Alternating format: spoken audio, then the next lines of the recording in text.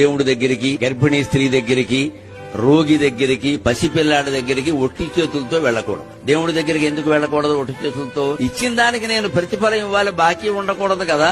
అందుకని వాడు ఇవ్వగలిగింది తులసాకు మాత్రమే, నేను ఇవ్వగలిగింది కోట్లు కదా ఇచ్చాను అంటాడు. అంటే దానికి రద్దు అయిపోతుంది. ఎందుకంటే దేవుడికి అహంకారం మమకారాలు ఉండవు. అందుకని పట్టుకెళ్ళమన్నారు. గర్భిణీ స్త్రీ దగ్గరికి వెళ్ళినప్పుడు ఏమైనా పట్టుకెళ్ళమన్నారు. ఎందుకంటే గర్భిణీ స్త్రీల కోరికలు ఏమీ లోకానికి నష్టం కలిగించేవి, ఆవిడ ఆరోగ్యానికి నష్టం కలిగించేవి కాకపోతే వెంటనే లేకపోతే ఆ లోపం బిడ్డలో కనపడు. మా అక్కకి మినపసోనం ఇష్టం అని 1 కేజీ చేయించి పట్టుకెళ్తారు. అలా గర్భిణీ స్త్రీ దగ్గరికి వెడితే ఆవిడ కోరికలు సరదాగా ఉంటా కూడా తెలుసుకుని పట్టుకెళ్ళమని. అలాగే రోగి దగ్గరికి ఆయన ఏమి బయటికి వెళ్ళి ఏం కొనుక్కోలేడు. ఎందుకంటే 2 యాపిల్ పళ్ళు పట్టుకెడితే అవే తింటాడు. ఆయన అన్నం తినకూడదు కదా. మరి చిన్న పిల్లాడ దగ్గరికి ఎందుకు పట్టుకెళ్ళమని చెప్పారో తెలుసా? వాడు చాలా తెలివివాడు. ఏమీ పట్టుకెళ్ళకుండా మనం వెడితే మన సంచి తీసుకుని జిప్పు తీసి వెతికి నాకేంటి ఇచ్చేవాడు అంటాడు. వెంటనే ఆవిడ మొహమాట ముఖ్యమంత్రి వచ్చినా అంటే అడుగుతాడు వాడు. అలా చిన్నపిల్లల చేత అడిగించుకోకుండా మనమే ఇచ్చేస్తే పరువు తగ్గుతుంది. ఊరికే శాస్త్రాలు చెప్పారండి.